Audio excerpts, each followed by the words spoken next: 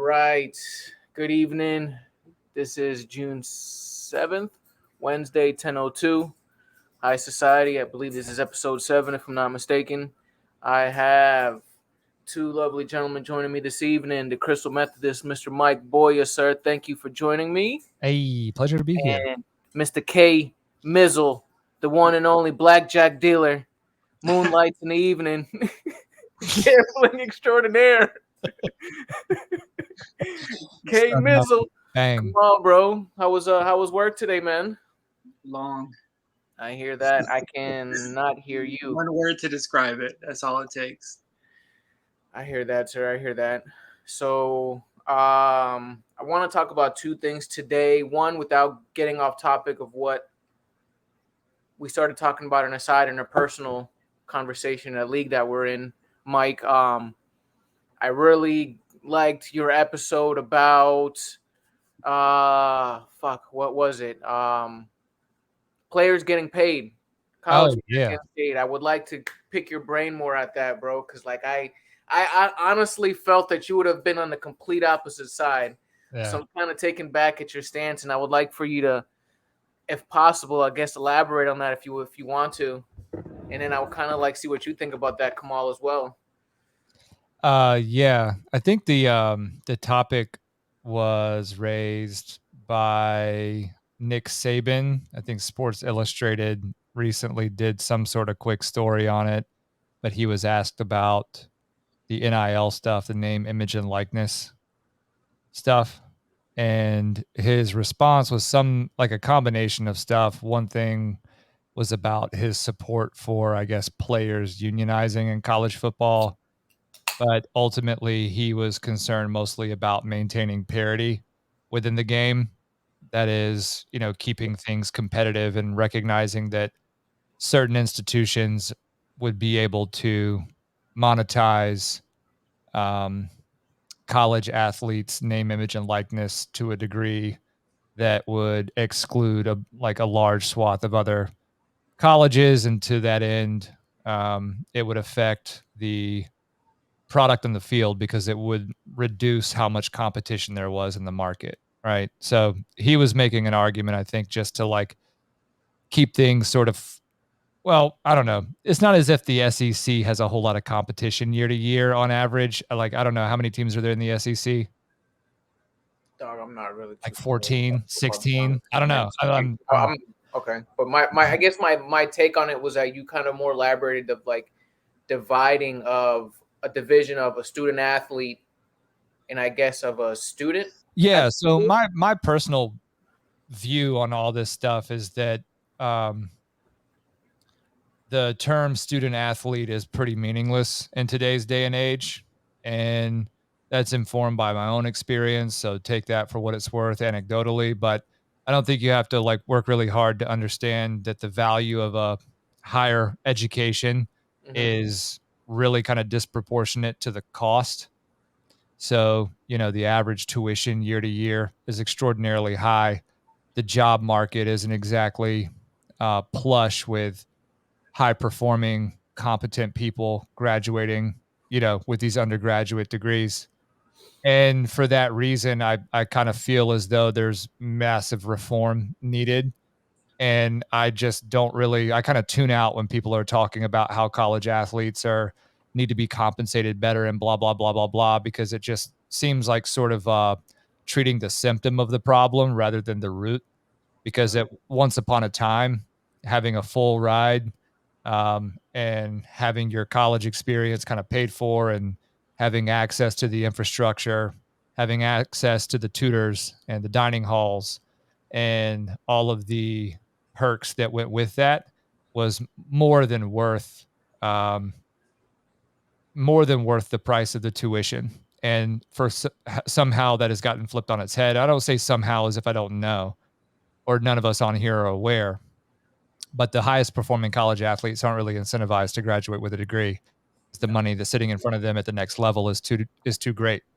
So my position is ultimately, and I know this is probably pretty fucking boring, and that's cool, No, man. I'm position. dying for Kamal. I'm dying for Kamal to get his take because I have a lot that I have to say. I'm very. Yeah, I guess I'm just setting the table here. So my position is that if there's anything that should be done, let's just stop pretending that student athletes are anything more than just athletes. And if the decision is that we're going to compensate them as if they should be paid as almost as an employee, the same way that players in the NBA, the NFL, whatever, if they want to unionize and form a players association, whatever, let's just have them represent the brand of a school without any assumption or pretext around whether they are actually students, and let's not subsidize their admission to the university, and let's make it sort of a walk-on style experience, right? Except just reverse the paradigm and make them walk on in respect to earning their way into the institution, not getting a bunch of breaks for their classes, not getting the easy shit. And if they prioritize an education and they can put a value on that for themselves, let them do that. Kamal, sir. What do you think?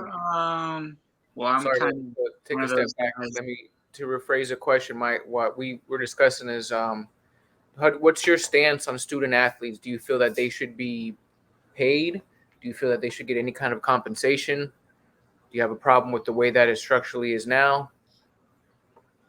Personally, I don't really care, man. I mean, just being honest, like, you have athletes that probably won't ever make money, real money, past college, and they can get deals based on, commercials or local businesses, supporting them in advertising. I'm all for it. Um, but Yeah, I'm just to be clear, I'm cool with the NIL stuff. I don't see that yeah, as the same thing. that I think I said that as well on the stream, Jason, that day. I see those two things as completely separate. My thing is just like athletes being compensated directly by the university in exchange for their like basically their labor on the field. yeah. Yeah. With that, I mean, I don't think they should be compensated. Um, I understand that athletics are like at the forefront, but because there are other regions of universities where people succeed, and there are other reasons why people go to universities, for certain programs, it's not like, at least to my knowledge, that the top student at the school is getting compensated in any way. You got a scholarship, and for those of us that had to fucking pay for school, like that alone saves you, thousands and thousands of dollars. Yeah, I think add to that the fact that I have some experience with this, but a lot of the public universities are also research institutions, and if you're one of these high performing, high yield students and going after a master's, a PhD, doing some sort of dissertation or some sort of research specific to your domain, and you're delivering, you're searching for certain innovations, you're making certain improvements on technology or research in a specific or an emerging field, all of that is owned by the university, right? To the extent you develop any intellectual property, any Yep. patent worthy combinations, whether it's uh, a utility patent or a series of patents for design, stuff like that. Those are things that the university is going to have locked down because the argument is we provided you the resources, we provided you How rude, fucking rude. rude, But Hi. also, I would say Rudy Gay. at the end of the day, man, to Boyer's point, person can give him credit. You know what I mean? Rudy Gay calling. My wife's asking what's going on. Why am I not answering the calls? Hey, look at all right, so we got on the screen here we got game 3, and for all the Heat fans in high society, I'm sorry that you're a Heat fan. I'll see you when you get home, babe. Love All you. right, have fun. We just left Thirsty Turtles. Goodbye. My babe. Yeah, I mean, I'm rooting for the Heat personally, but I know it's a tough task. Now they're fucking smashing Look them. at 26, 17 and 8 in the third quarter. for you. Bro, so check this out, man. Here's my stance on it, man. I 110% hear you, but a lot of kids are sometimes just obviously using college as a trampoline to more money. They really don't care about the education. I 110% agree that the education is really what's taking a loss here. And I definitely think that they can come up with some kind of union. What about the kids that can't afford to have their parents come up for games, bro, away games? They only get certain amount of meal plans. Like, not Bro, I'm just everybody, like, I not don't know. everybody's I don't know college is the what same. is the are we saying this is part of the issue? I think that, our society has evolved to the point that there are these sort of and I don't mean to I hope I don't sound like I'm insulting you. It's just No, it seems like that's a really entitled position to take, that it's like, oh, well, their parents can afford it. I understand it. Again, there are other ways that I think that colleges should get out of the mix, right? NIL is something that I fully support. I don't know that I support it at the high school level. I think it's really I think it's potentially really destructive to high school athletics. that age, I agree. But like, man, kids are either going 1-2 years of college and going straight to eligibility because maybe again they don't have the financial means to their family to support it. A lot of them, you hear the stories like my favorite basketball player, Allen Iverson. He committed early because his parents or his family was fucking broke. He's trying to support his mom. What if he had the ability to sustain and get some kind of I don't know, man. I mean, Yeah, I then we're probably not wearing the Reeboks, in middle school. We're probably, fair you know what enough, I'm man. saying? But Like, I just, there's also just so many people that didn't make it because of that, and the struggle, and that they end up quitting because of that, and they end up resulting into, bro. I guess what personally gets me upset is that the U got penalized for this shit, and they crumbled for the shit that's legal now. yeah, That's I mean, what gets so upset. what was it? It was also illegal then. Yeah, Southern Methodist University, right? Same thing. Look, I think that there's plenty of pain. I think there's plenty of under the table stuff that happens in college athletics. I think we're talking about something a little different than your 5-star blue chip recruits coming out of high school being like lured into certain universities by boosters, and there being sort of under the table incentives and ways to get them to commit, whether it's That because doesn't of already happen. proximity to home. Yeah, I mean, all that stuff's happening. I'm not even really thinking about that. All I'm thinking about is just this notion that every college athlete should be entitled to some sort of like modest salary-esque payment structure. It doesn't fit the because why bother pretending that they're even there to be students then? That's a I agree fucking with that. full-time job at that point. That's fair. That's If you're something I can get. supporting, you know what I'm saying? If you're supporting unionizing athletes, which I don't support unions, shit, Adam Silver was on the NBA pregame stuff with Stephen A. and Greeny, and I forget who else was doing the pregame. But one of the things that I heard him say was that they were talking about who's the coach that just got the massive deals, like a 7-year, Monty 6-year. Williams. I know Monty Yeah. Williams just got to deal with the Pistons. And it's worth like 70 mil or even more. Like, what is it? It's somewhere around there. Stupid, but I mean, It's like like that's record. It's like it resets the market, here, boy. right? It resets the market on that. And the topic that Adam Silver was, I think it was Stephen A. that asked him this, and Adam Silver kind of tongue in cheek said, did your ESPN deal reset the market, right? And Stephen A. kind of smirked and like kind of touche. And then what Adam Silver said was this: he's like, look,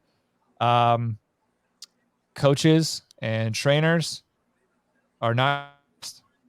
So they have much more. It's a real market. He said the words, it's a real market. And so they are able to command what they are worth. They have much more leverage in negotiations. Players collectively bargain.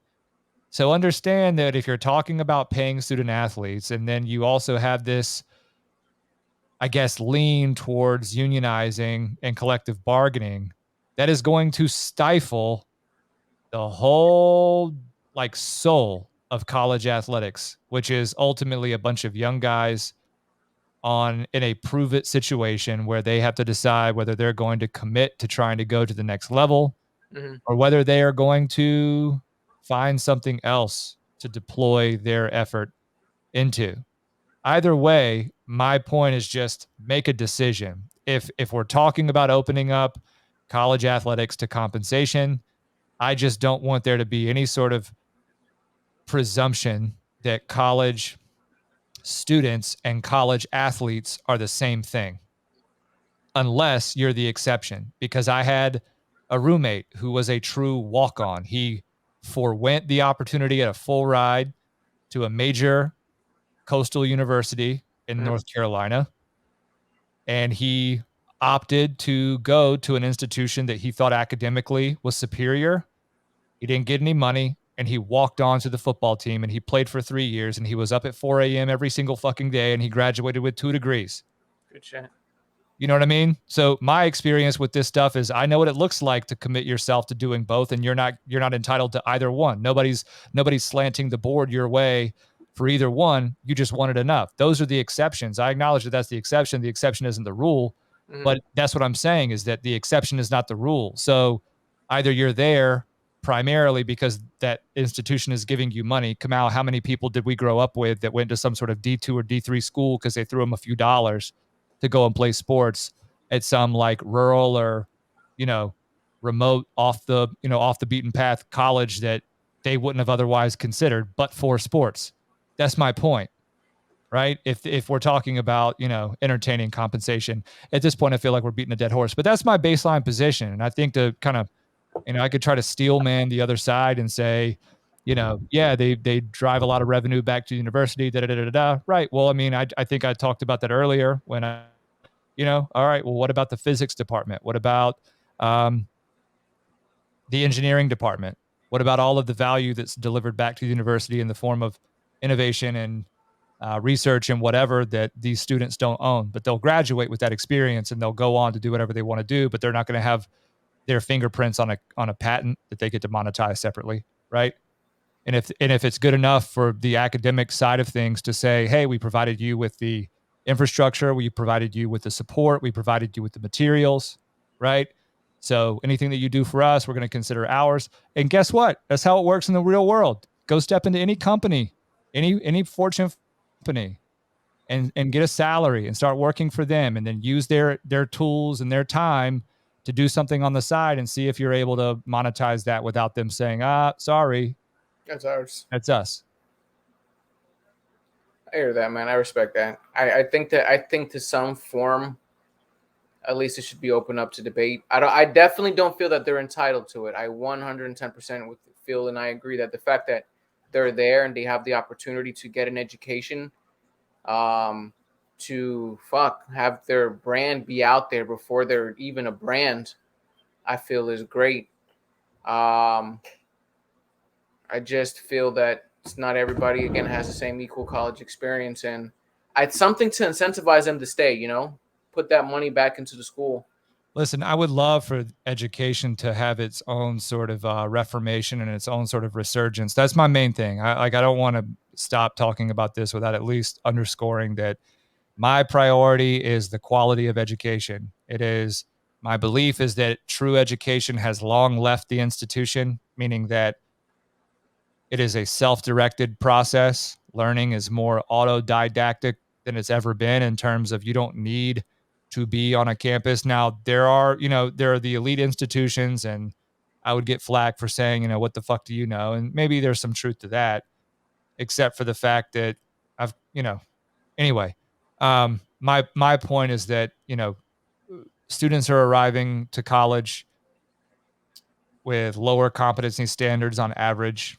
I was a legal writing teaching assistant while I was in law school, and I was blown away at how incapable first year students were coming into the class. They couldn't put grammatically sound sentences together. They had, no idea what they were doing from a writing and reading comprehension perspective. And what really struck me is that, well, all of these students' papers that I'm reading have some sort of a undergraduate degree from an accredited 4-year institution. And how the fuck is that possible? How can you barely speak English? How can you barely write? We sit in the same classroom right now. Right. So, I mean, there's a crisis in competency in America. And I think that this whole like paying the college athletes thing, like I said, is just sort of, treating a symptom of the problem without actually getting at the issue, which is people aren't accountable themselves anymore.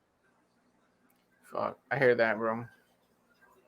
Well, and I respect it. I've got friends. I had someone on the West Coast, one of my really good friends, who played football at a Northeastern school. Of course, he's like, "Hey, you're on the wrong side of this, right? Blah blah blah blah blah." It's just my opinion, man. But I think that ultimately, I don't know that I can sit across from anybody that disagrees with me, and and feel like that I'm at a disadvantage because my priority again is on the integrity of the institution, like the job that the institution is there to do. Right? That needs to be fixed because that's out of whack. Hey, Kamal, you want to talk about something else? I'm chilling. Another thing I would like to talk about is, I guess, football etiquette, right? Fantasy football etiquette. Fantasy football etiquette. At what point do we need to draw the line and stop making things so personal? I don't know, man. I feel like you and I are not qualified to be talking about this. So we have Kamal here to be the tiebreaker. He's a nice, calm, cool, collected guy. I just feel that, like, man, listen. So if you're playing within the rules, what is the problem? Like a dynasty, bro. Why should we be relegated to number of spots? Is that what I'm looking to see coming down the pike here? No. Okay. I told you that. You got to trust me. I'm not going to punish you. Do you want to divulge a little bit? Because I'm anxious. You'll find out at the same time everybody else does. No, just know this. I'm not like, because again, I would qualify you as a free market purist. I said that in a text to you. And I think that whether you know that about yourself or not, that's really ultimately what your strategy kind of reveals, right? Is that if you perceive there to be something within the boundaries of the rules, I'm going to exploit it. correct. And it's to your detriment if you're wrong, but it's to your gain if you're correct. Which it has. But you have a risk tolerance that most people don't have, right? You're not going to catch me with 7 quarterbacks in my squad. There's just too much opportunity cost involved with that for me, right? I'm not hanging on to seven low grade QBs, right, for any amount of time. However, that's a risk that you're willing to take. And from my perspective, it might be annoying and it might appear exploitative, especially in times of scarcity, I guess, right? On bye weeks and stuff like that, when you don't have a guy to start or someone gets injured, right? It could be frustrating from a perspective of somebody who's like, why are there no quarterbacks, startable quarterbacks available? And then you're over there on the side of the road with a sign like, fresh QBs, fresh picked, right? $1 million per.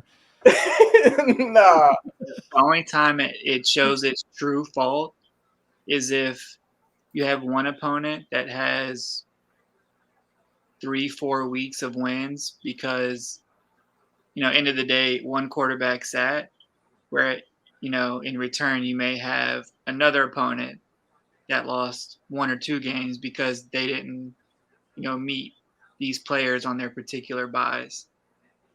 You know what I mean? I think that's the only time, like, it could become an issue. But otherwise, based on how you can, everyone constructs their roster differently. And that's one thing I love about fantasy, right? You can tank in fantasy, but set yourself up for the future. Whereas one season you tank, I mean, you literally just giving everybody the best players for nothing and, don't give a fuck about the results. Yeah, just redraft. Is that what you mean? Like if you're just in a redraft league? Yeah, that sucks. Yeah. So, I mean, that's a fair point. I think that to Jason, what you were saying, yeah, it doesn't make sense to me to be complaining in the abstract, right? Just in general. It really is what Kamal said, whereas like if you perceive there to be some sort of I guess some perceived unfairness because your schedule happens to exacerbate the problem as compared to someone else, But I mean, that happens in fantasy every year. Like, no offense, but in Yeah, a I'm not. million years, I wouldn't have been able to select who won High Society this past season. No offense, Nick. Right? But that would just like it just. That shit was fucking ugly. You know what I'm saying? Like it happens. It happens Ugly. even if things are perceived to be like on the up and fair, right? It's just that is the way that the cookie crumbles, Right. right? Is Nick a Heat fan? Because that's what his season was kind of like the Heat in the conference finals. Where's Mike C right now, bro? Chris. Well, you see how it's hella quiet as fuck, right? No Shaq. The boys they say Nothing. right. Well, it doesn't help that their hockey team is also down 2-0. So Yeah, they're getting smacked. Are they but I really? will say I think the Heat have a better chance at winning than the Panthers. I was actually surprised at how competitive the game 2 was. That I think they could have a chance, man. It could go 7. Where do you think that Chris Paul goes? Would you want Chris Paul? Would you want Chris Paul? Hell no. Sorry, man. He's from Winston-Salem, North Carolina as well. He went to Forsyth for high school, stuff like that. My man is one of the dirtiest players ever. In the dick. I mean, man, like, yeah. Down. I would say where I could see him going is taking a minimum pay cut with the Lakers.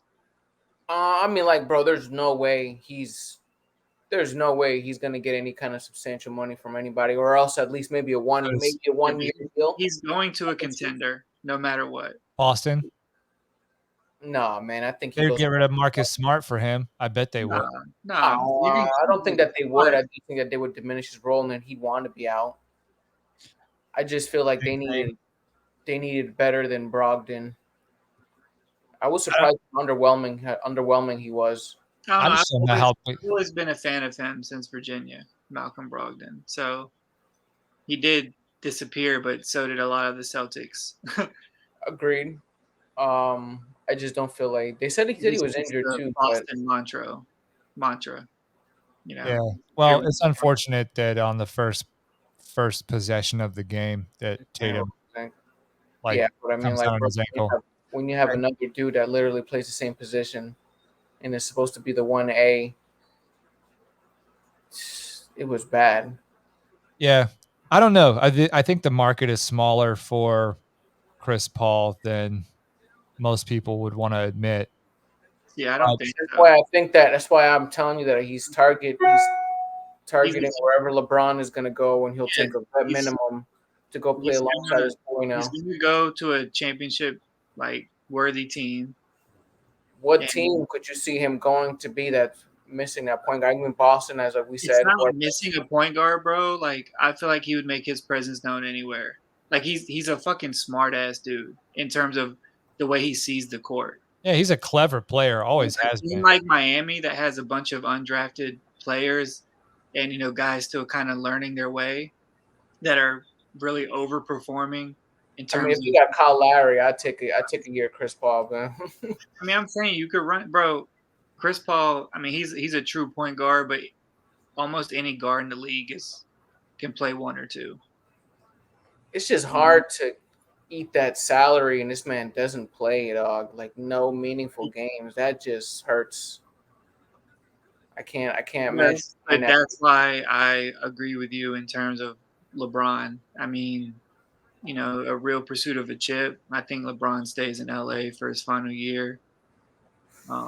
They add a piece or two and see what they can get, the last year that they have of LeBron. See what they get out of him. They got one more year. He's every ounce, man. Like, if I'm Magic, I'm like, bro, here's another 20 mil on the side just to stay.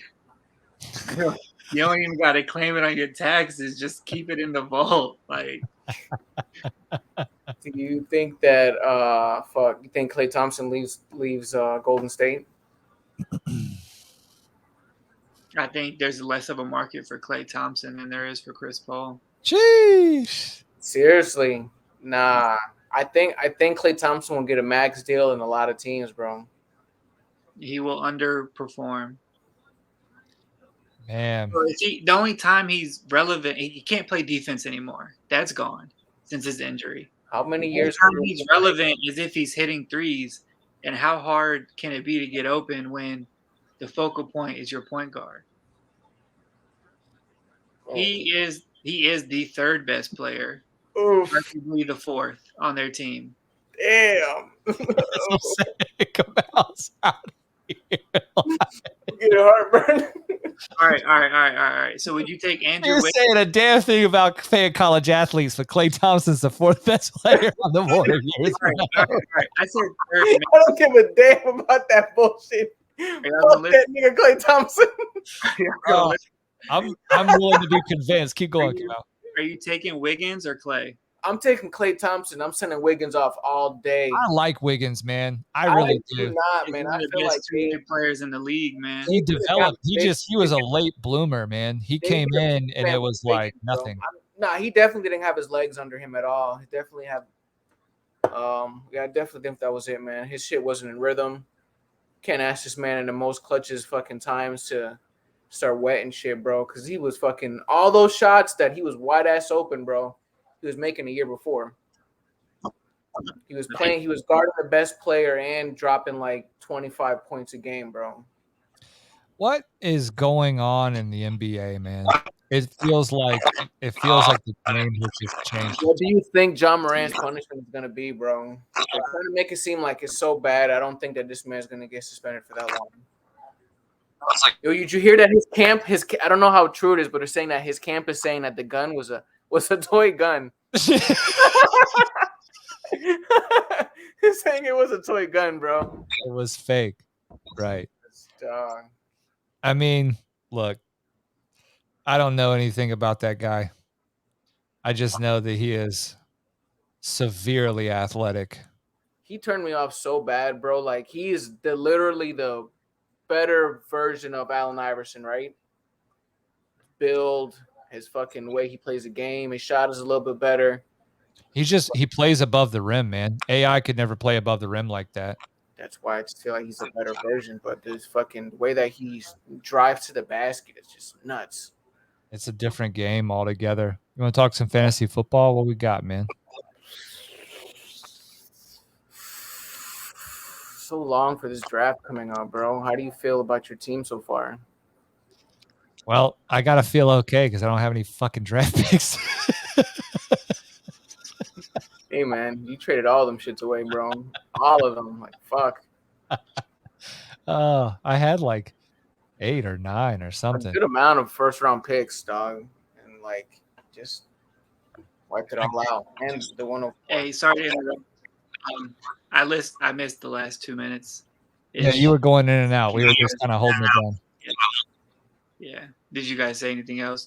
Is there a recap? Did I miss anything? We were talking about John Morant. Apparently, John Morant's camp now is claiming that the gun was a toy gun, which is fun, you know? I mean, you have to, don't you? You have to say that. Bro, his boy knew, like, whoever was recording. I don't think it was a toy. It's just the way that everybody treated it. It was like, well, if it was a toy, who would have... Oh, so bad, dog. He is done. He's not getting no more free rides, dog. Damn. This man's about to get traded. It's kind of crazy, and it just kind of shows you where society has gone. Not in the NBA, like Gilbert Arenas was toting a gun in the locker room. Right, but he was probably toting that thing with him everywhere, and we just didn't have cameras in our pockets. Okay, right, you know and now my point is, now you can tote anywhere legally, but let a black superstar tote one. I'm with you, man. I think it's kind of fucked, right? It's not only that, it's a black superstar in Memphis, as if young Dolph wasn't just gunned down in his own fucking city, as if he's there, as if the Tyree Nichols case didn't just happen where the fucking police beat a dude half to death on camera, right? He's got to be smarter as a person, but not so much to me as that's the age old thing. Hey, you got to be what, you got to move smarter or whatever. I just think it's ridiculous, right? That he's being and the really like here's the NBA's downfall right now, man. It is so fucking woke. The NBA is like to the nth degree, they are gripped by every like virtue signaling, whatever kind of trend there is. Opposite So of the they NFL. do what? Opposite of the NFL. Well, the NFL to a certain degree is there, but not nearly the same because their viewership is different. It's like the NBA is like not even in the business of making money anymore. It's that bad. Yeah. I think you know, dude, it seems like dude had a nice upbringing and all this shit, man, but the past couple seasons, like, seems like even his pops is like enjoying more of the limelight, you know, and kind of lost his boundary of like, that's your son, and you gotta, you know, as a father, like you gotta take a role in that. Like they were saying in these alleged reports, bro, that his dad was there present for both of those incidents. For the incident at the fucking Malibu's Most Wanted pull up at the mall, and the like that's all I thought about when he said that they pulled up at the mall and he threatened the mall security guy. Paul Blart, I'm gonna bust your ass. And like, I mean, like, I get it, bro. I'm not gonna say that I wasn't doing dumb shit at his fucking age, and like the fact that he has a fucking fat ass bank account, that he has the actual ability to. And bro, yeah, he's fucking young. Like Bieber was pissing in a corner and buying monkeys. Bieber was just the wrong time, bro. Where I can't believe you just brought up Justin Bieber. No, that's so true. My man went through a rough patch. Not to compare the two in terms of this man found Jesus. I had to find Jesus to get back on track, bro. Like, now half his face doesn't work. So fucked up. Oh man, but got on Instagram like, I don't know what's going on. All right, well, let me go ahead and flip this. Let me put us in a hot take. Jason's Eckler trade. Boyer, how do you feel about it first? As a competitor and as just in an audience? I've got several. I'll let Jason defend himself. I've got several opinions on that. Number one, I wanted Eckler real bad last season as we were winding up because I had sat with Justin underperforming Herbert all season, with Mike underperforming Williams all season, and I finally just sacked up and was like, all right, I'm going to stop hoping that this offense does what I thought it was going to do, and I'm going to pursue who's actually getting the points. That was the week that you and I met in the regular season, right? And had I won that game, I'm fairly certain that would have gotten me over the hump into the playoffs. I'm fairly certain, or at least I needed to win that game to stay alive for the week following that. I think that's probably the more accurate way to describe it. Mm-hmm. If I lost, I was out. If I beat you, I preserve the ability to make it in the next week.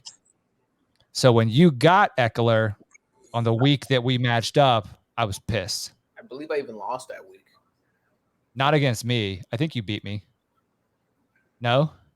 I lost that week because I pulled the trigger because I felt that if I did not do this, I was not going to beat you, because it was kind of that situation for me too. If I had any kind of hope of getting there. Did you know I was trying to do it on the other side? No idea. Damn, bro, because no idea whatsoever that you had all were trying to get it. I didn't know that you were in the game either. So, there it is. He was trying to push the trade till later. And I was like, I was kind of waffling about it. And then I was like, man, if I have any chance, I need Eckler now. I just needed it so that I would get the. And I lost that. I lost. That's where I remember. I remember specifically I fucking lost too. Okay, so we're slightly off track. Right. Well, okay. So, all right. What are your thoughts? Opinion.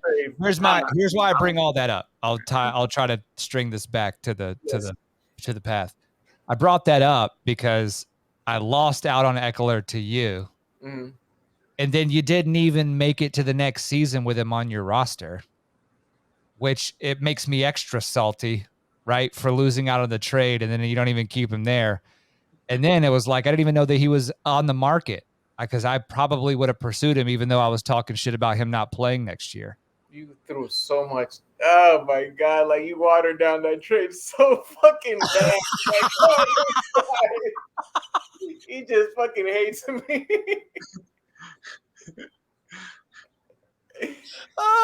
Go ahead, finish. So anyway, I think what was the trade? Can you remind me of? It was the 10. It was Eckler for the 105 and a shitload of my other picks. Yeah, I guess I hope you get something at 105 that you like.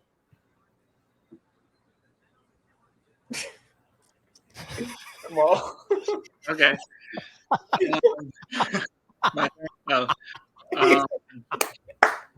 man came off the blocks waiting for his goal. am I up? Yes. Nah, I don't know. Like from a GM standpoint, I think Eckler on your squad took it to like a whole nother level. Even if he's not number one, if he just remains in the top 10 realistically, but he's probably a top 5 player, top 3. Like you had a starting squad that was fairly scary, and then it's like you salvaged, I guess, what you could do this year, and instead you've kind of gone into this weird rebuild mode, where like you can compete, but you're not sure if you want to. So I got all these picks just in case. I don't really care about that. But like bro, you have the 101, the 105, the 106, the 109. Yeah, that's what I'm saying. Like I get what you're trying to, bro, they're cool. But to have Eckler and then bring in Bijan and really doesn't matter if he's top 20, top 10, top 5, whatever he's gonna give you is enough. You know what I mean? Top 10, top 5 is just like the fucking lottery this year. Eckler was going to cost you what, 67? So, but then I kind of look like 62, 60, less than 65. Yeah, he's a little. You're like breaking out. Am I the only one that's hearing this deep ass bass? Yeah, you are, but you sound kind of like a little robot here and there. Oh, now I just heard that. It was like an echo. That's wild. So, Fed just watching. That wasn't me. I heard that too. I think Jason. All right, is this any better though? You just did it again. No.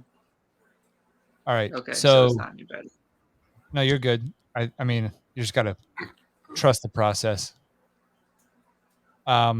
Internet Jonathan Taylor. So you moved Eckler over moving Jonathan Taylor is kind of the way I saw that. Yes. I started having slight reservations about if my team was strong enough to compete. Looking at the landscape, I felt that like it's either I'm in it or I'm not. And I slight pump faked on Eckler's ability. And I made an offer to Andrew. And I actually like threw the kitchen sink at his ass. For what I really wanted was his future picks. I already made this leap of faith. If I'm going to do that, let me free up as much cap space as I possibly can. And I was trying to shoot my shot for his future picks, and he wasn't having it. I said, all right, well, this is kind of my price. Didn't really want to let him go. And then when the news came out that he wasn't happy about his contract, came back and I was like, all right, well, let me get the 105 instead. Came out with something, and he started pump faking because he wasn't sure. And then once he got that contract, came back, and I already kind of started getting that FOMO of maybe I should sell high. Feel like this is probably the best that I can get what if he has a shitty season? I'm stuck with fucking paying a 69, 70 something plus running back next year that I'm sure nobody's going to want. So I felt like this is the best that I could have done. And I'm kind of nervous about it, thinking about it. Now that y'all are fucking saying it, makes me feel like a fucking asshole. Well, I mean, you gotta sit with it. But I feel good about this. I feel good about the fact that I'm gonna at least free up some cap space, and I'm hoping that I can come away with something else in the draft. Maybe get another solid wide receiver is really what I feel like I need. If I have, like, I'm so fascinated, and you guys see that I always go running back. I felt that maybe I should try to get a wide receiver. Looking at Kervan's team alone, I know he ain't keeping all those fucking wide receivers. There's a lot of people that are gonna drop a lot of players going back in there. I feel that like I shed enough cap space that I'm hoping I can come away with a stud player. Maybe I should transition my theory of stop trying to go to running back and go wide receiver, because like that should, I think, either hit or miss. I think I mean I took that same approach in terms of wide receivers. I was also typically RB heavy. But end of the day, man, all right, you should have tested the market. Because I'm pretty sure, and I could be wrong, but Boyer would have given you a player or two that you liked. Yeah, I mean, I like maybe I went too hard like with the commentary on Eckler, so you felt like I wouldn't entertain it. But it wasn't even that. It was the fact that I wanted specific. See, that's why I didn't even entertain talking to you guys, because I wanted specifically picks. If I was moving off Eckler, one of the reasons why I was gonna take that leap is because I wanted to free up the cap. Because if I'm doing that, I'm kind of making a lateral move. Like I'm have a fire running back for a very fair price in this league, right? Like I don't think that his price was unreasonable. I think it's the peak of what you would keep. Right. Like I feel like that was his last. I feel like that was his last year, unless he fucking decides to pull another RB1 type of season, like it's possible, but yeah, that paying that price tag next year, I don't think anybody's gonna do. So I felt that that was the best that I could do. Man, yeah, I mean, and I want to again as far as what I wanted. Not that you guys couldn't have offered me something better. Which I'm not. I wouldn't have entertained it. Well, I mean, why would you? You just went and got. That's what I'm saying. I would have wanted for a to second round pick. Yeah. Well, okay. Anyways, I would have wanted to move Chubb in the deal. The fuck do you look like paying sticker price for Austin Eckler? The one time I fucking just looked at the chat, bro, I just happened to be the first to see it. Shit. Is anybody even watching this game anymore? Like, nah. Look, I think the one comment in sickening. Well, you know what? I'm happy to have benefit off that. But yeah, I think you did get good value for Eckler, but obviously you have to make that 105 hit. You hit on that, nobody cares because you're about to bring in Bijan. You're setting yourself up. But you miss on that 105, whatever it was you got from him, 106. Then you're gonna look like a fool. I think you already had the 106, right? So you had the 101, you had the 106, then you brought in the 105 with the Eckler trade, and then you traded Lamar Jackson and brought in the 109. Is that right? Yes, sir. I will say it's very interesting that two people own the top 6 picks in the draft. Like that's that 2-3. The reason why you gotta like fantasy, man. There's different ways, different means of like trading. One person might not fuck with their draft picks, but they really like one of your players. So both ways, you're like, okay, I want to get rid of him. That's what I want. And they're like, I want to get rid of this pick. That's what I want, and it works out. Yeah. You know what I mean? Well, man, I feel like there was a run on picks before that happened because I had the 104, right? So there was a run on picks really quickly. And I even like hit up Jason just to see who he was trying to reach for. I still think I know who. I'm not going to mention names here. Anyway, I charged a premium on the 104. You got a As you nice, should. But nice reward for that. but that was a feature that I feel like I could not do right now. So all things being equal, let's say like that move could have only happened in that like 48-hour period for whatever reason. And that's also something that you can't really predict in terms of the trading. And And like, sometimes, bro, they take a fucking week or two. You know Yeah. what I mean? Like I've gone through that where it's like, you know, we'll find men's eat somewhat meat. What is it? Anyways, we'll find an ending to it soon. But yeah. I mean, but there's a lot of activity in the league at that point too. I think everybody was eager to do something, Yes. right? yeah. So Other that's than a a time few. that you have to capitalize in one way or the other, right? If there's something on your roster that you don't like or you're trying to move off of, or there's something you're trying to improve, when everything starts heating up and the market starts getting a little erratic, right? You got it. That's the only time that you can really. I would say that's one thing, like especially about dynasty, is if you don't make a move for your guy early, someone else is gonna get him, and they want that player, so they're not even gonna negotiate. Gotta be fucking vigilant in this shit, dog. You know what I mean, so you have to like take your Which shots early, build your roster early before you even know what the fuck is happening.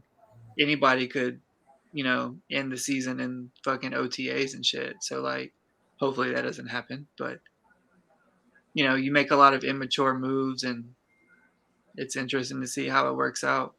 Cause shit, So long of a gap, bro. any one of my players, like the position I'm in, you know, they find themselves on IR early. That's an uphill battle, you know, from the first week. that's what makes it difficult for me to do anything in my position now, because the one thing I'm confident in is depth. At like in the current, Absolutely. I have maybe 3 cuts to make. If you know what I'm saying, Yes, you do. right? But they're still hanging out there just in case, like, Any of your cuts are trade worthy players. that's exactly why they're still on the roster, right? I mean, if the seasons were to start tomorrow, right, or if the draft were tomorrow, like right now, if I don't make any additional transactions, it would be like putting He was down, super straight, bro. right? But it's Like really, the it's roster like a lot. I'm kind of, I don't know. I know that Kamal, you've talked before about, being a move away, right? But Mhm. with that comes that sort of risk of it's like true, yeah. I put some pieces together and I bring in an Eckler type talent. I've been in the position before where it's like, oh fuck, great, Saquon Barkley's out for the whole season. Yeah. That's nice, Yeah. nice. And that's the point I make about a roster like mine versus yours, right? Like mine is top heavy with very little bench, at least pieces that you wouldn't want to put in, you know, the top 2 spots at their respective positions. And then yourself where, okay, this guy's out for a week. I know I'm going to get 8 to 10 from this guy. You know, is his floor is an easy plug and play. And a lot of times, bro, those 8 to 10s that are cheap, you know, they hold more value because they get fucking 12 to 14 and your season's different. I guess I'm speaking of the wide receivers, but Yeah, I mean, 100%. That's why it's almost impossible for me to move like Devontae Smith, who's been getting a lot of heat from our league lately, which I appreciate. But which is funny because I never cared for Devontae until I looked at his numbers, you know, and it's, I saw him last year, right? I think you guys remember. I think I traded AJ Brown and like, You got him and Kadarius Tony. yeah. So it was, sort of a bet on talent, just like entering their second year to see what would happen, and also shedding cap, right? Because at that point, AJ Brown was like, he wasn't coming off. I think he had just gotten traded to the Eagles, so there wasn't really a baseline for knowing. It was speculative, like, oh, he and Jalen Hurts are like best friends, and yeah, definitely speculative. right, like, but I also traded away Josh Jacobs last offseason too, which is fucking nuts, right? Doesn't repeat that again this year, I bro. wish we could see a list of like our top 3 worst trades. Every time you think of a trade that didn't turn out well, you're like, why the fuck? You get mad all over again. Yeah, well, I'm hoping that this DeAndre Swift for Justin Herbert trade doesn't end up looking like what it feels like right now. I like it, man. I like it a lot. Wait, what? Wait, what? I like the Swift. I moved Justin Herbert at the end of last season for DeAndre Swift, just straight up trade. Oh, okay. Okay. So after I didn't get Eckler, I was like, fuck the Chargers. Yeah. Well, I kind of And then now the dude that has Justin Herbert, Jason D, smooth mover, moves off of Eckler, brings in Herbert. Then I trade away Mike Williams in that big ass deal with all the other picks, and then Jason D goes and grabs Mike. Get Mike Williams back for me. Now he has the same stack this year that I put together last year on the expectation that he has now for what they're going to do. So we're going to see. I'm just going to have to watch that flourish and not be upset. Think Quentin Johnson is going to do anything good this year? Think Keenan Allen gets phased out of the team? I don't know, man.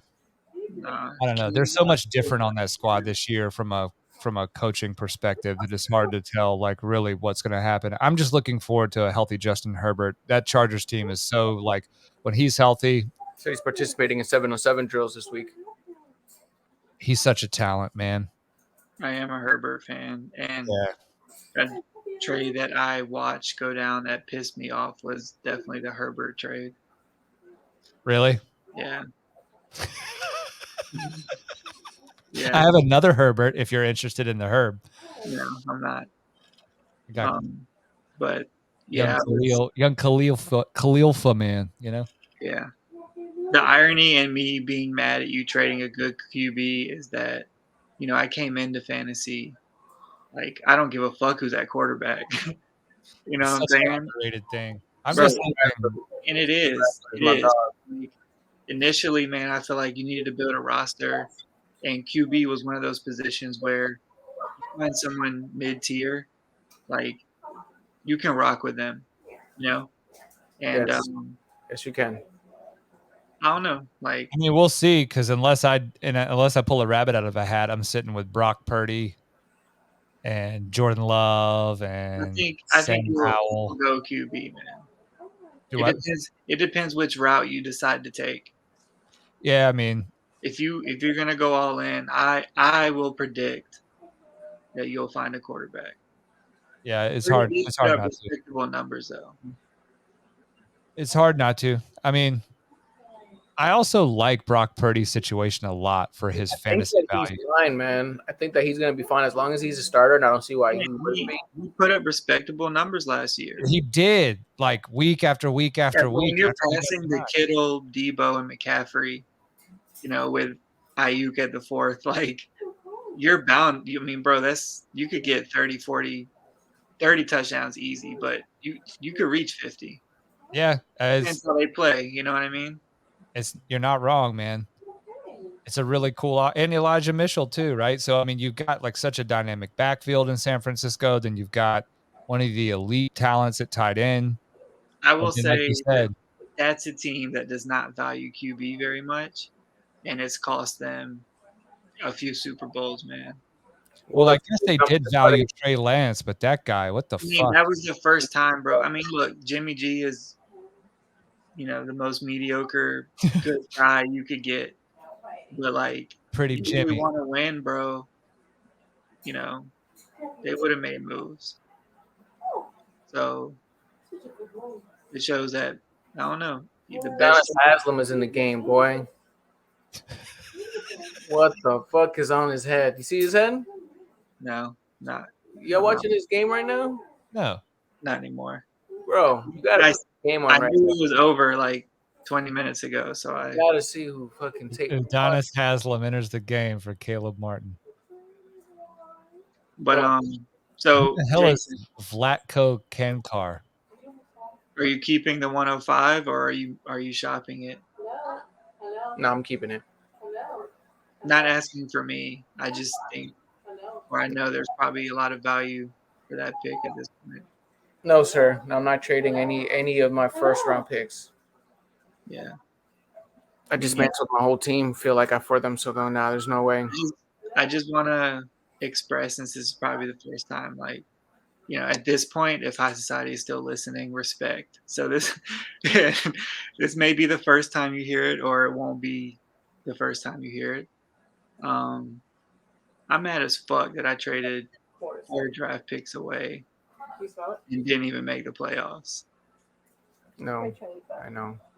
Like, bro, bro, I am tight. Like, Wayne got McCaffrey, Jefferson. Like JJ, I'm okay with, bro, because there's value. Oh, you're okay with Jefferson. Yeah. I'll settle for Jefferson. Oh, That's not what I'm saying. I'm saying giving up that type of value for Jefferson is worth it. But giving up for McCaffrey when you fall short of the playoffs is like, that hurts. it hurts. Yeah, like I would still do the JJ deal regardless of my position I was in, right? But I'm only moving these future picks for McCaffrey because I feel like I'm one piece away. Well, damn, Ken Walker's out here getting replaced. What the fuck? I've never seen a running back He's not perform at such a replaced. high level, and then He's the not team comes in replaced. and is like, "Hey, No, we got you a running mate. Dog, bro, he's- they he's- would have ran. His They name would is Zach Charbonnet." He's listen. everything that Ken Walker isn't, though, bro. Ken Walker They is would have ran pass catcher. Rashad Penny and Kenneth Walker last year together if they could have. Right, but I'm saying you learned that you didn't need to. Oh yeah. You do need to, though. I mean, kinda, except I you're mean, spending a second I'm round just pick saying. on that need to. No, That's my point is Walker missed a few games, right? So for the instances where he might not be durable, or to take some of those hits off of him, you get him somebody that can get the ball 10, 15 times a game. I just want to see ETN, Hall, and Walker in the lineup as like the starters a couple of weeks. You know what I mean? I want to be able to just like hit that fucking button and say go with Cooper That's- Kupp and Devontae Smith. I mean, listen, do you think Michael Carter or whatever his name is, Knight, No. is not going to take carries No. from? Yes, bro. From who? Yes. Do you remember?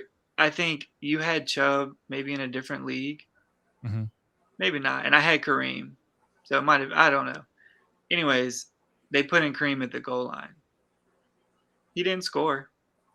But I Went remember three times to the goal line. He didn't fucking score. In comes in Nick Chubb and fucking pounds that shit right in on the third down. Bro, every team is geared towards 2 running backs. They're trying to have them both for the playoffs. Seattle feels like they're contenders. And Seattle runs the ball. I don't know if they'll continue to do that, but under Pete Carroll, like, These guys got to stop listening to all these fucking nerd neck fantasy experts about Tank Bigsby. Shut the fuck up about Tank Bigsby in Jacksonville. He said that he just didn't convert a lot of the goal line, bro. Tank is just supposed to be there to relieve him I don't know at the goal line. about Exactly. You're not supposed to. There's Yeah, just this nobody- weird like crosstalk about how ETN is not going to be a top 12 running back this season because of Tank Bigsby. Honestly, I couldn't pick the top 12. I just know that a dude that scored 70 touchdowns in his college career is not about to like just be outperformed by some asshole with like 30. Is Fuck that what they're predicting for him to be outperformed? there's people in this league who think Tank Bigsby is really, really good. Good for you. And then there's like these nerd necks in the fantasy world that are trying to like drive this narrative. So I just, this is the off season of don't tilt Mike for me, Don't tilt Mike. Just hang out. So I'm floating. Kenneth Walker is getting replaced. ETN is getting replaced. Is that your new slogan? Don't tilt Mike.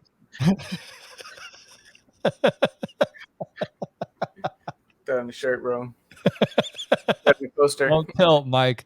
Don't trade away your great players, Mike. The Crystal Don't Tilt Mike Methodist. Yeah, look, I mean, I've been known to trade away some good players. Not that I don't get value for them, but I just like get fed up. All right, so But Justin Jefferson, I didn't anticipate moving him, but I did get to a point last season where I could not see through to the future of my team because of how boxed in I felt, oddly enough, by how cheap he was and by how high he performed. It's a weird situation, but here's I'm going to try to explain it. Yes, please. This is the most interested he's been. I would like to understand this. I lacked any draft equity, right? And I also lacked cheap cheap young running backs with like upside, right? So I had waited. How long? Because you didn't have Etienne and fucking J.K. Dobbins on your roster. J.K. Dobbins is not cheap. I'm fucking gonna pay like $40-something for J.K. Dobbins this season, and I've had him on my roster since like we started this shit. I've been waiting around for this forever. Same with Etienne. I drafted him. Right. So I've been waiting around for it. So there's like a staleness to that. It's like, is it ever going to happen? You know, I didn't get lucky. I kind of positioned myself to be able to draft Saquon. But the thing is, when you start looking at that, it's like Etienne at the point that I was like thinking about the future was not something on its own that I was super confident in. Like, all right, yeah, I can like hang out here. I had no draft equity. And then Justin Jefferson just did the unbelievable, right? And so my thinking was, all right, well, now might be the time to cash in and then begin to like turn this roster over in a way that starts to look different. Now, I will say that I believe me being able to move off of Saquon Barkley in the way that I did is really what gave me the confidence to make the move with Justin Jefferson. Like I wouldn't have just done that because correct me if I'm wrong, but I think I made the trade with Saquon before I traded you, Justin Jefferson, Kamal. Is that right? Probably. Or at least simultaneously you had in mind, like, I'm going to move Saquon. Let's see what I can get out of both, you know? And Saquon netted me Brees and Christian Watson. Not bad. Right? So not bad at all. So Saquon has an $87 price tag. Brees has 12. Christian Watson has 12. Right? And then moving Justin Jefferson gave me Kenneth Walker and 2 first-round picks. And then I turned one of those first-round picks that I got from you, Kamal, into a later first-round pick this year and 2 first-round picks next year. And then I turned that later first-round pick from this year into, I think, another first-round pick for next year, plus something else, whatever the fuck it was. Right? So a lot of that has to do with being able to just like flip up on all those other pieces. And Kamal, you do that game better than anybody in this league, I think, because you're very, you squeeze value out of players that I just wouldn't like waste my time with. No offense. Like sometimes I watch you just like patiently develop these trades for players that I would have just been like, fuck that guy. He's off. Like send him back into the till. I don't care. And like, you do what? Take Adam Thielen. Yeah. I mean, it's wild.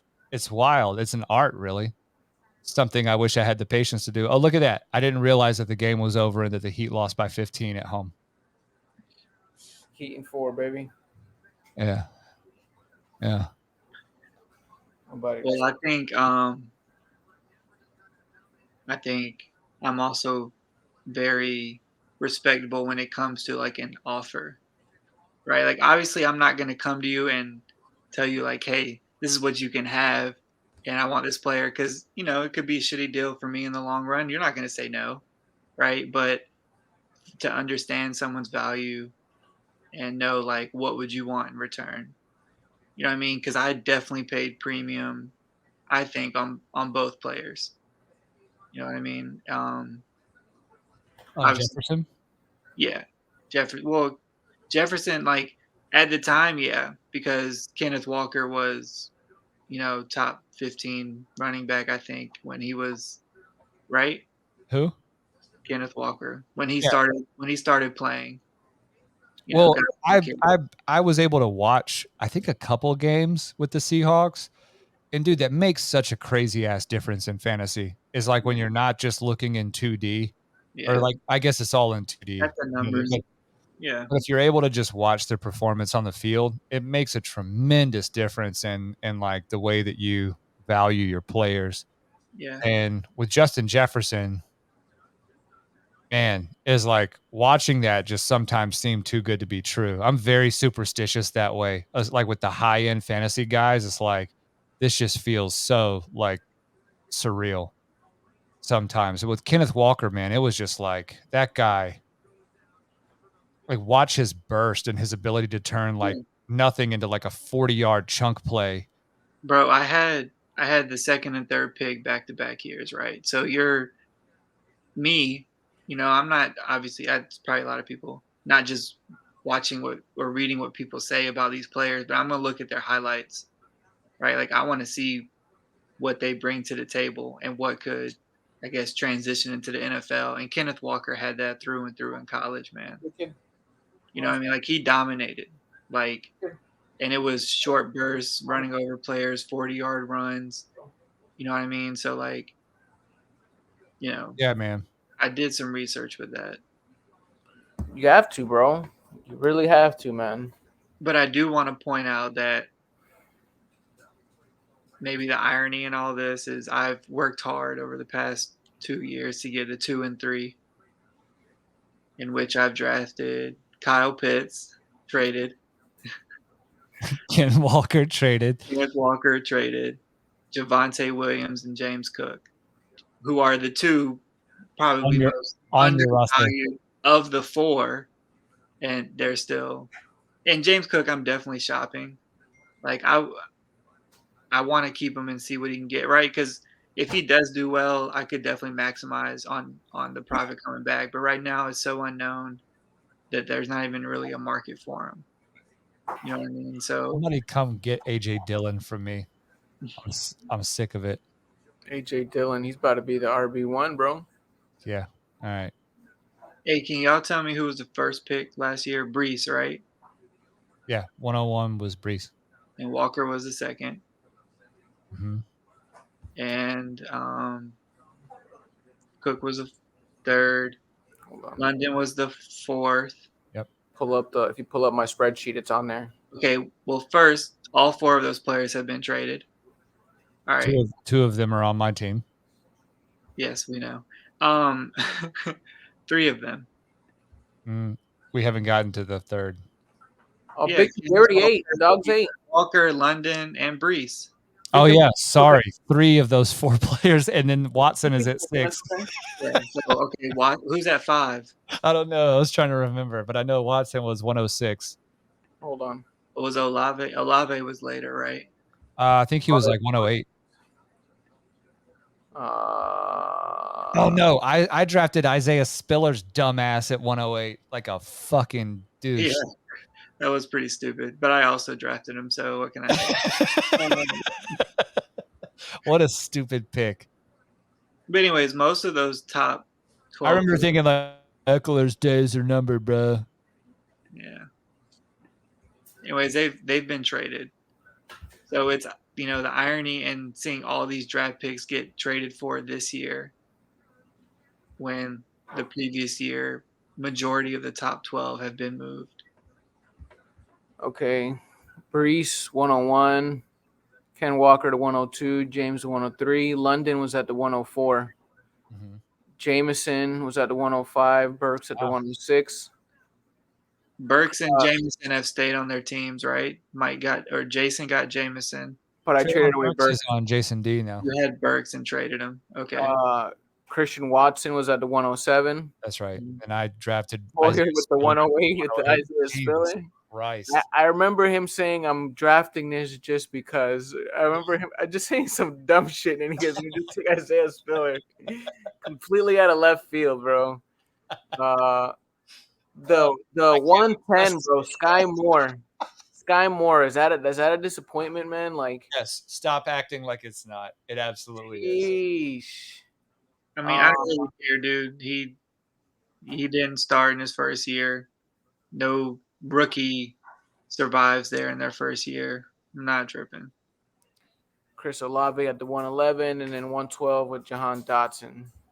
So Damn. the latter half of the league has not been traded as much as the top half. We'll go to the second round. Name some of those names. Algier with the 201, Robinson at a 202, Pickens at a 203. All three of those, 2 out of 3 of those guys have been traded. The 204 with Rashad White has been traded. You said Robinson was the 202? Yes, sir. So Brian Robinson, George Pickens went back to back $3 values, which to me is like, God, that latter part of the first round is such a tough place to be because of that drop off in the next season's salary, right? 12 versus 6 It's is a huge kind of a difference. critical assessment, right? It Hell is. yeah. Oh yeah. And that's coming from somebody that, drafted multiple guys, and literally those 12 and 18s add up. Yeah, You they know do, what I mean? man. Like, it's a big chunk that sometimes you don't want, right? There are rare occasions where you're gonna eat that until they're in their 40s or 50s. No homo. But yeah, I don't know. I'm this is the first time I've missed out on the draft completely. Same. And Same. so What are we gonna do? Are we gonna are we even gonna go? I wanna get a Are you pick. going to prom? I I'm wanna not going to prom, bro. entertain myself. I don't even know who's out there. There's still plenty of time, dog. What do you mean? There's plenty of I time mean, for you guys to get a date. I'm not saying I will, but it's like I don't know. I've never Plenty missed of you guys to one. get So like, dates. what did one do with themselves? Let's see They here. just JK is only 36. Look at that. Looking like a snack. Mm. DeAndre Swift is 36 as well, though. I think at this point there's nobody watching, and we're just talking to ourselves. They all turned this shit off long ago. Cooper Cup, 47. I like that a lot. Yeah, I'm upset. Cooper. He was like the realest fucking wide receiver before he got hurt, man. Like he was really I balling. don't know. You might want to hold that was and just see what he does this year. I said was, to be the I know, but I'm saying, do you expect a drop off from him? I expect there to be regression this year because it's his first year coming off the injury. But I mean, like even if he tapers off a little bit, bro, he was a fucking solid wide receiver one. Do you remember what happened? How he injured himself? What it was? What was the injury? Oh, yeah, not at all. Mike? He popped that pussy. That's a couple-day recovery. Yeah, but they shut him down after that. They were tanking. They didn't even have any picks to tank for. Wasn't it just an ankle issue? They just suck, dude. He had ankle surgery. There's no tanking. I'm looking it up now. I'm just trying to see Shaq talking all this bullshit. Yeah, it was just an ankle issue, right? And I think he actually could have been back before the end of the season. I think he opted to get the surgery because they knew. Yeah, so I don't know, man. I feel like I just don't think it's one of those injuries. Hold on a second. Not to make excuses, but we ain't getting good calls from the refs. All I'm gonna say. I don't even know what that means. Jason is over there in La La Land. Jason said, so? Anyways, I like that move, man. I do. Which one? The cup move? Well, dude, look, I was very, I'll probably mention this 46 more times before the draft is here. But trade. Why was I the only one that was tripping in chat about that? About what? About the Chubb trade. Oh, I don't know. Because nobody is. A lot of people don't pay that price, man, so they don't care. I don't want to pay that for Chubb, bro. I just don't want to pay that for Chubb for a guy that as soon as Watson came in, he's tapered off, bro. The only thing I will fault the trade for is that as a trader, you got to be like, yo, who wants Chubb?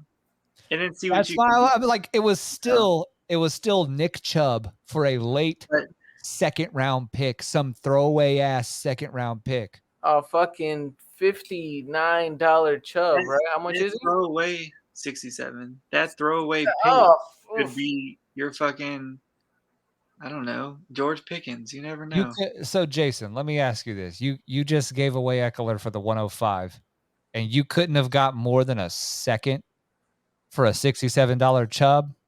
And now, Where did Chubb finish at? like, wasn't he a top 10? Yeah. Maybe, but like, okay, He was but like running back 8.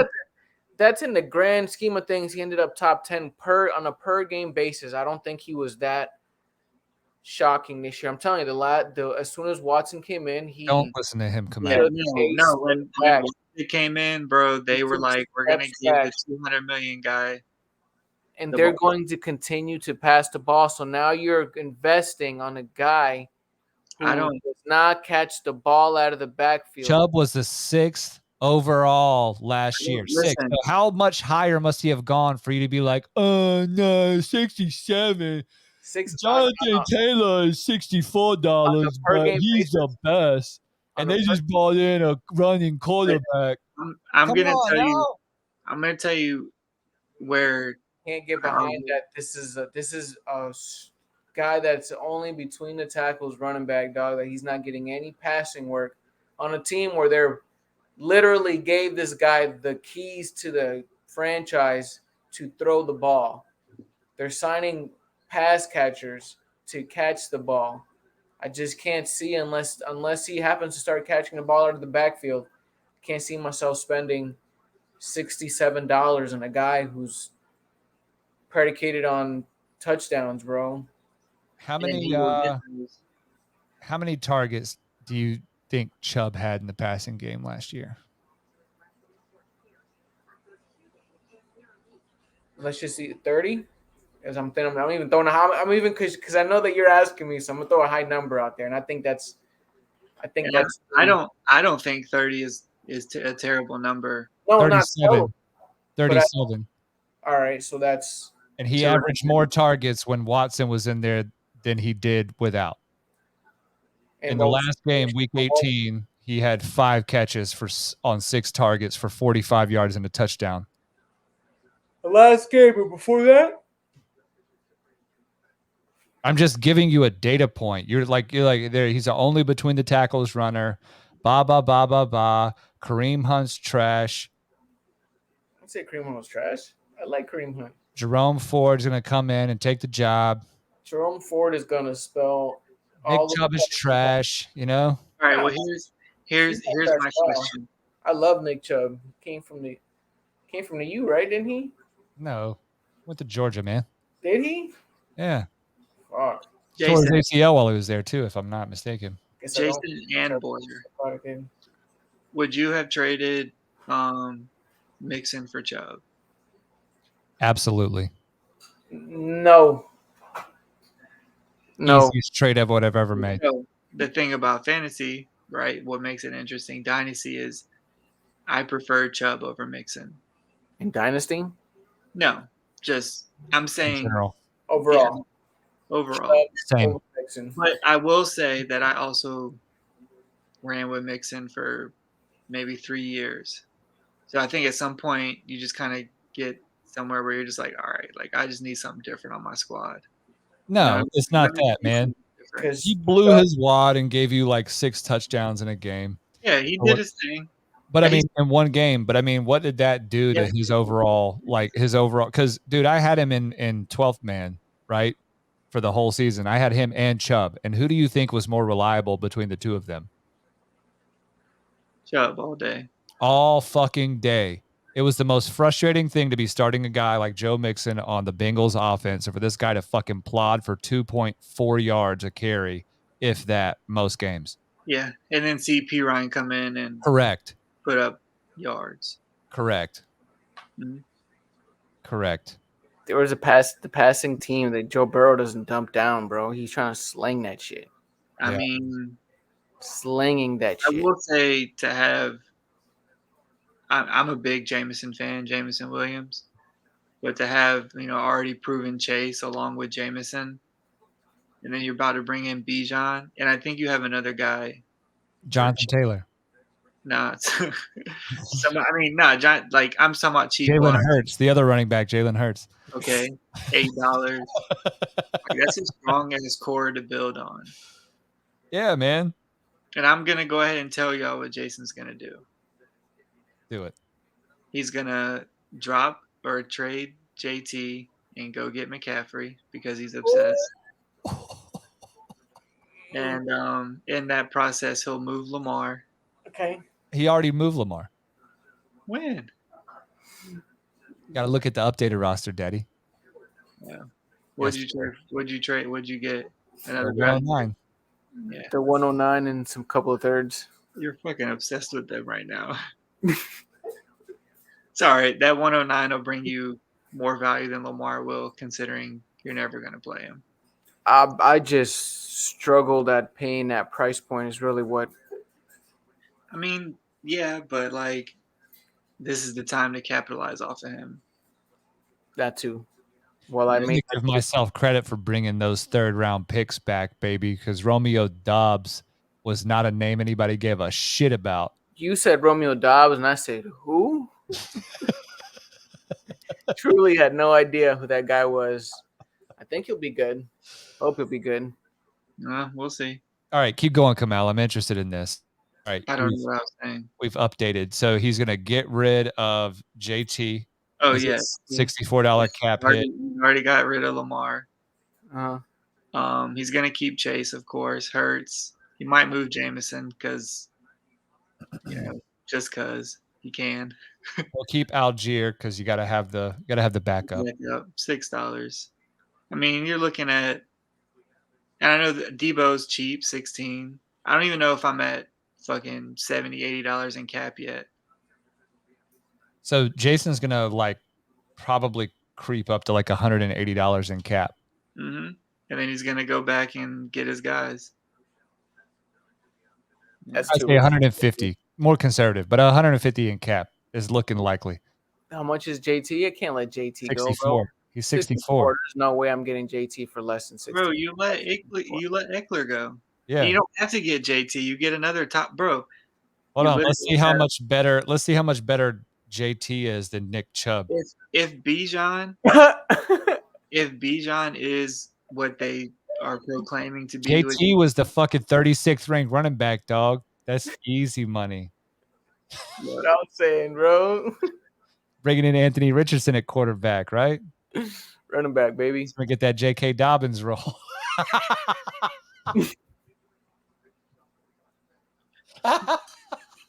No, there's Just no get way I'm letting. confusing No in way. Indianapolis, No way man. I'm letting JT go. Jameson Williams.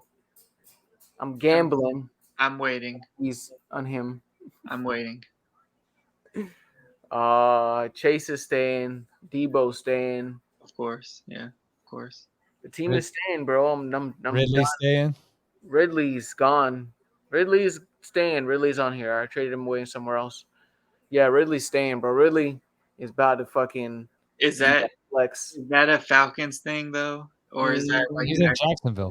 thing? No, not at all. He balled out with the Falcons. So I No, don't know. not at all. He was just a ball, bro. People were just sleeping on how much of a baller that he was, bro. Well, you watched most of his games, yeah. Yeah. The one good thing that Atlanta does is scout good wide receivers. So Drake London. When are you that? TBD. Roddy White was not bad. Peerless Price. He wasn't bad. Algie crump. Julio, my boy. Yeah, Ridley was fire. Ridley was fire, man. He came in hot. That Yeah. Jacksonville team is definitely intriguing, though, just from a football fan standpoint. Like, Oh God, yeah, man. just seems like one of those, and I don't know if it's just because they're the Jags, one of those where like they underperform, right? There's so much hype, that they don't live up to certain expectation, but on paper, man, that's a tough squad. Do you think Alexander Madison takes over? Nah, they'll go get a running back. Dude, nobody's running one running backs anymore, other than like 5 fucking teams, maybe.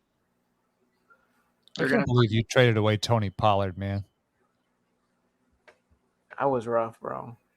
Who did you get in return? Do you remember? Eckler. Eckler. Oh, okay. This Do you guy remember- traded away Yeah, Tony yeah. Pollard, Damian Damian Pierce. Who else? Somebody else. Rashad White. You traded away all those guys for Austin Eckler. Huh. That's expensive, but it's also crazy. That 105 better be fucking worth it. I wonder if I get a return policy. It's scraping at the 105 or something. God damn. I reflected on that trade like several times because I was like, man, maybe he's right. None of those running backs, like Pollard ain't it. And then Zeke is just like, he still is not signed. Zeke is chilling, bro. I feel that Pollard they'll draft somebody that'll water down his thing. The guy's good. I just don't think he can be an every down back. I don't think his build is built for it, but the guy's a fucking stud for sure. You know, and the thing like with every down back is that let me say that 3 I know, down but back. I'm just saying like they're not as prime today as they were 10 years ago. Agreed. Because the game is so pass heavy. You know what I mean? Some of their plays are running into the flat and not being touched. You know, granted they do get the rock more times than, you know, wide receivers and stuff, but I just feel like there's just different expectations, man. You have plays where this is supposed to be a home run play. We got our home run hitter in. If it doesn't work, on to the next. $47 for Darren Waller. You paying for that? Fuck no. Oof. $39 for Cordero Patterson. Because you got to before we move away from Waller, you got to think look, I'm a Daniel Jones fan, but it's Daniel Jones and the Giants. I mean, that's $47 for Waller on the Giants. I'm not paying 47 for any tight end other than Kelsey and Andrews.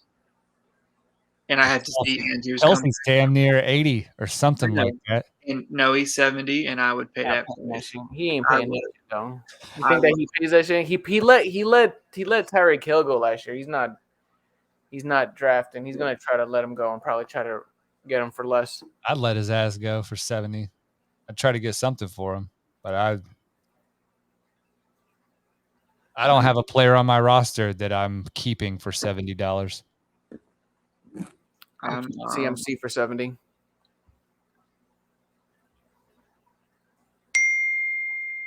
But yeah, there will be a lot of players in this year's draft, and probably a lot of good value. What do you think about Christian Watson? Should I trade him? No. Value. He's a wide receiver 1 in that team right now. Yeah, but does that mean anything? That's the question. Volume and opportunity. I'm saying I hope Love is something. I would love to see the Packers suck for a couple years, but I would love nothing more to see. You have no idea. I'm sure all three of us would love nothing more than to see that, dog. Go, Pack. I know. I'm positive. I'm dying to see what that chat room looks like of them fucking talking about how trash Aaron Rodgers is now, probably. Jordan Love is gonna fucking take him into the future, bro. I would love to fucking be a. I will say though, I would love to be part of a franchise that has 3 quarterbacks in fucking 50 years or whatever. Jeez, man. No kidding. You know what I mean? So no kidding. The Packers got it right. What? Twice in a row. They didn't get many Super Bowls out of it, but they had some fun seasons.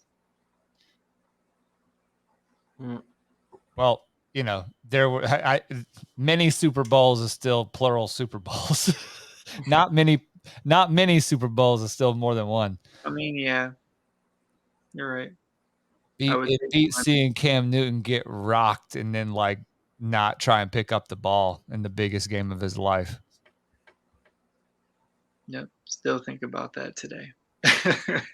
I mean, I think that everybody in the Panthers universe saw that and was just kind of like, I don't even think that's one of those things, bro. It's beyond us as fans. Like everyone has seen this guy play, and the aggressive style and then the lack of effort.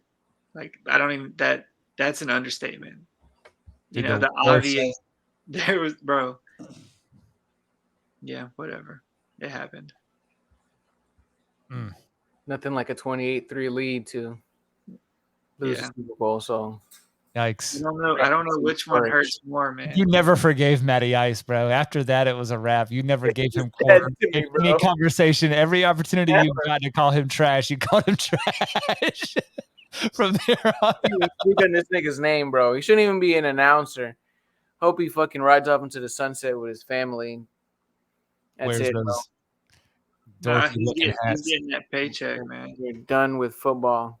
He's getting that paycheck. Is he on the roster right now? Is he in Indianapolis? No, he was waived, bro. ESPN or Fox. He is supposedly going to Fox. Yeah. I think he said that like if they called, he would go back or he'd be interested, and he didn't. Like he hasn't officially retired. Nobody's calling that nigga. He's done. Nobody's calling that motherfucker. Even Frank Wright, like, even Frank Wright was like, Andy Dalton still playing? I'll take him over Matt Ryan. You know, be a Red Rocket. Like, oh fuck! I'm straight with a Red Rocket, bro. Don't bring the ice. Bring the rocket. Yeah. Dude, some of these names have stuck around for so long. Fuck. So, just genuinely curious. Name another roster in the league that you like. That you would trade for yours. Like, if I was in this position, I'd fuck with it. I'll tell you in a second because I think, and I'm scared to like say it. I would trade. We can't name each other, right? That's the rule. Okay, yeah. All right. What's the rule? The rule is we can't name one of each other. You know whose roster I fucking hate with a passion? Danny's roster. Fuck. That was the one I was gonna trade for because my man has like ultimate freedom. Freedom of what? What do you mean? Look at that. Dog. He's free. I'm free. He drops literally everybody. He has an $85 and $18 player. He traded for a $67 mixing. Like, how is he gonna keep Henry? Yeah, no. Okay, so I liked his position before he started making these trades because now that was like I talked to him before Kamau, you traded him, and then before he like brought off. Who else did he bring onto that roster? Yes. Doesn't he have a tight end for like 30? It's Kyle Pitts at 18. Okay. He's got Trevor Lawrence at 18, Amon-Ra at $4. I also gave him away cheap, so don't worry. Kyle Pitts at 18, Derrick Henry at 85, a cool 85 for 38 million-year-old Derrick Henry. He won't budge off of Henry at all, bro. He won't budge on any of those guys. I fucking sniffed at Amon-Ra and he told me to fuck off. Then here's what I'm doing. If I'm $28 Zay Jones. I'm dropping all those players and I'm gonna see who I can draft. Doug, but like he drops all his players and they're winning all his draft equity that he traded. I mean, what draft equity did he trade? He traded first round picks that he traded once upon a time. Right now he's got 424 picks and there's 1 second and 3/3. He traded I got 4 firsts next year. He traded me a bunch of picks for Pitts. That's what I'm saying, bro. Like I'm saying keep Lawrence. I'm gonna Keep let Monrock, keep Lawrence, keep Pitts. bro. Sometimes all you need is a strong core that you know you can start, and then the rest. But dude, the Derrick Henry Joe Mixon duo is not it. He needs 15 players, and he's $14 over the cap. Right, but you drop those two, you're gonna find two premier players for cheaper than those two combined. Derrick Henry and Joe Mixon cost him a combined $150 He drops something. those two. He drops down to $94. Yeah, $94, bro. A max bid of But he's 150. also gonna drop Kirk. That's another 20 something. Zay Jones at 28 Zay is Jones, fucking that's what it retarded. is. He's gonna drop him for 28. I don't know, man. I don't think so. I'm just saying, if, I would be looking to redraft cheaper, but if that lineup right there is hard enough, he'll be just fine, man. Nick got to pretty much start from scratch too. He just doesn't know it yet. That guy has not come to grips with his roster. I don't think so either, bro. He hasn't gotten that because he's still trying to move off some of those guys in earnest. 61 AJ Brown, $65 Aaron Jones, $39 Keenan Allen, $43 George Kittle. Like, oof. $18 Geno Smith, bro. $18 Tyler Boyd. $18 Tyler Boyd. Yes. It might be just me. And one draft pick. I would want it to be this year. Like, what? I do think if I could have cap for the draft and kind of rebuild through the draft, there's going to be some tier 1 players in there that you're going to find for cheaper. Or if not, you'll redraft the guy you like. Yeah. You know what I mean? Like, sure, you have a bidding war, but sometimes you take the risk. I don't mind John's roster. Yeah, John's roster is respectable. Yeah, man, I can't believe he doesn't have any fucking picks though. Like none. He has no picks. Some people don't give a fuck about those. Bro, if you look at next year's draft, like I haven't at all. 3 or 4 people. Oh, you guys have all the fucking picks. Yeah, I have 3. He has 4, and I think I have 3 seconds as well next year. Mike C has 2 or 3 for next year, and Jason D has 1, and I think. Oh no, Andrew has 3. Is it Andrew? Yeah, Andrew. Yeah. So you're looking at majority of the first on 3 rosters. And all 3 of those rosters already have like some cheap to build around core guys. Like Andrew has Jalen Waddle at 18 this year. I don't see myself doing what I did last year, like trading all my ones again to go all in on one player. And it might be just because I was burned by the outcome. I just don't have that streak in me, to be honest with you. Like even considering, like I was considering a like building an offer. I've been invited to make an offer on a guy, and I think it's going to require like some equity, some player, but I haven't really decided what I'm willing to do. But even at the thought of giving away like 1 first round pick of the 4 that I have, I'm like, I want to replace that motherfucker. Who can I get this other 1 from? You know what I mean? Like, I'm like, how do I stock up before I have to? Honestly, that's literally what I did with Burrow. I made sure I got a 1 from somewhere else and moved and I've been trying to get that 4th since then. So for whatever reason, you have this set number in your head, and first round 3 seconds, bro. That's pretty fucking sweet. Yeah. With a young roster.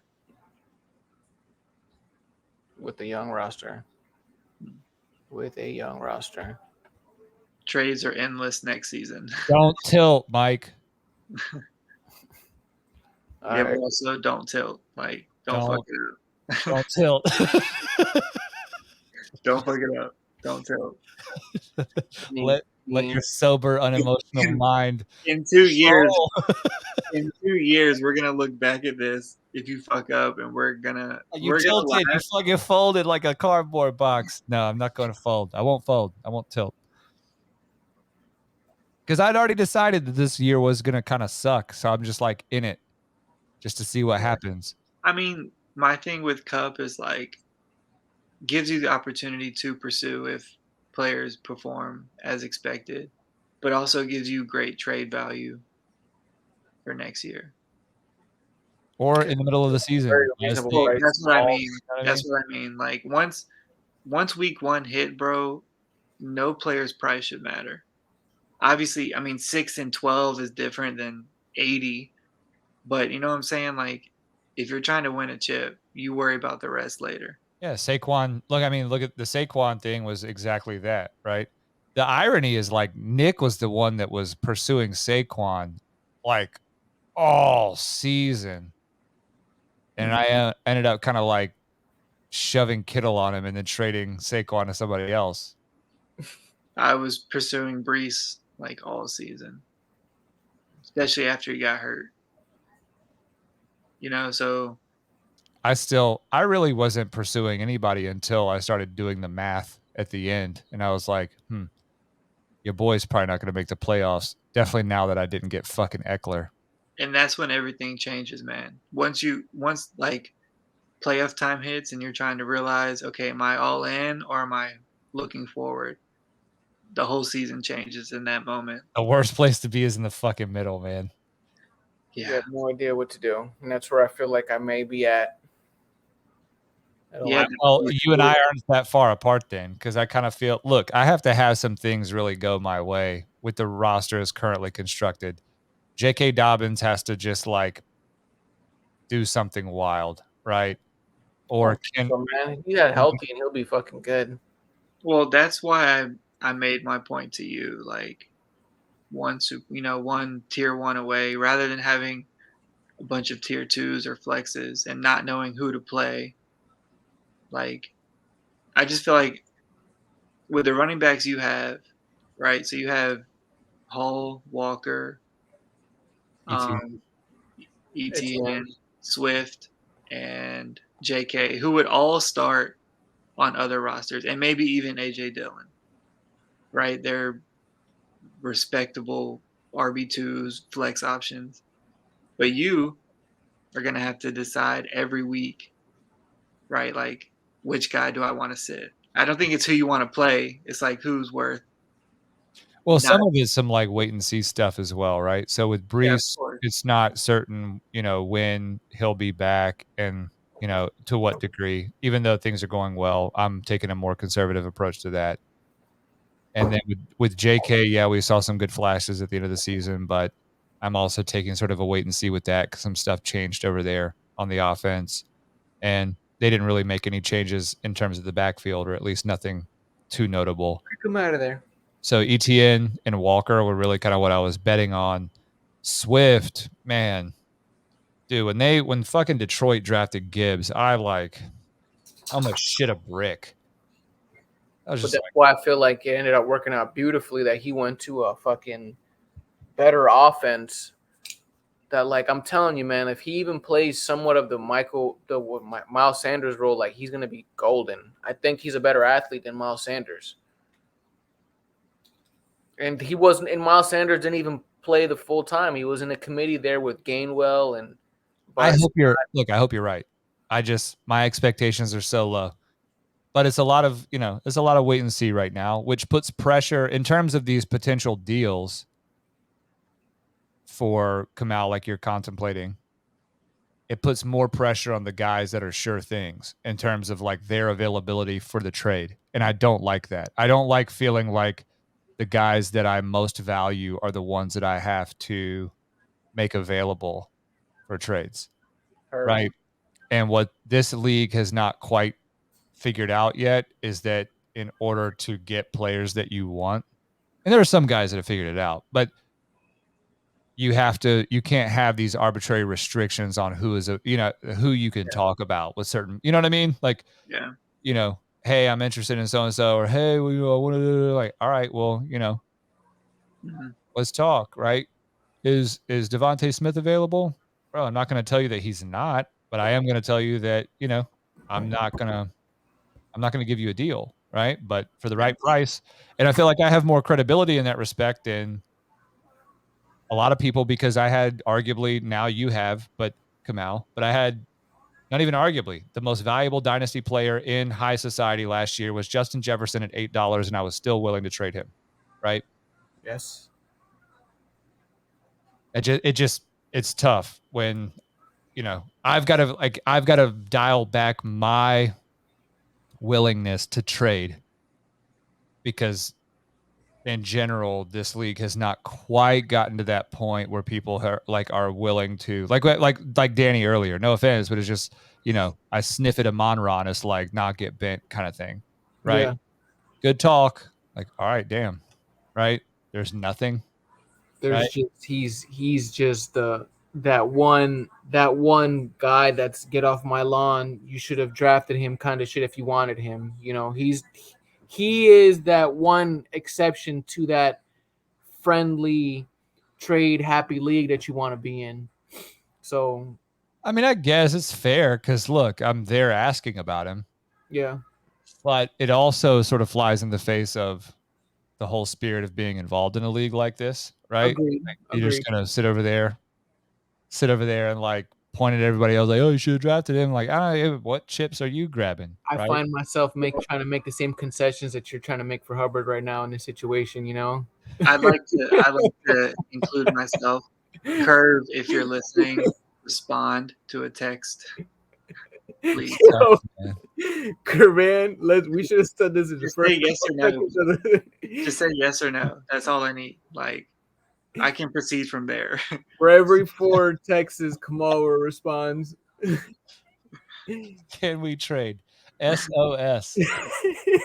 Bro, in the last text, I was literally like, yo, just tell me yes or no, bro. Like, I'll stop bothering you if it's a no, but if you can't tell me, then I have to bother you. Like, you're going to keep getting a text. It's a thing for me. I have to keep bothering you. You got a guy, like, I'm trying to It's see not what's up. you, it's me. Just tell me no and I'll stop. But if you don't tell me no, I'm gonna keep asking. Yes, more or less.